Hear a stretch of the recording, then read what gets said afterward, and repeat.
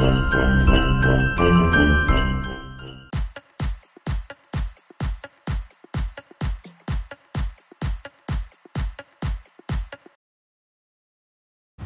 kami ng gamot. Itong kaibigan ko si Brad Edmond.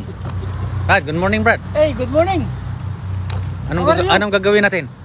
Kukuha tayo ng ano? Kukuha tayo ng pampalakas. Pampalakas.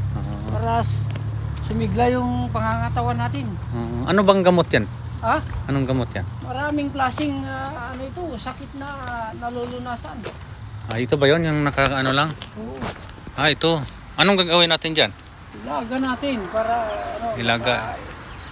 Inom tayo. Ito yung Yung sariwa ba? Sariwa? Oo, na-discovery ng Japanese. Japanese pala yan. Oo. Dami talagang daming nalalaman yung Japanese, no? Oo. Kaya mahabang buhay ng Japanese dahil dito. Yung pala. Tapos anong gagawin niya? Ipatong lang sa tiyan? Hindi, lang ito. Pakuluan ng tubig tapos ilagay mo lang, magkukulay ka agad. Pag nagkukulay blue, yun na yun. Yun na. Kaya pala tinatawag na blue ternit. Okay. So ngayon pupunta na tayo. Ating ilalaga na.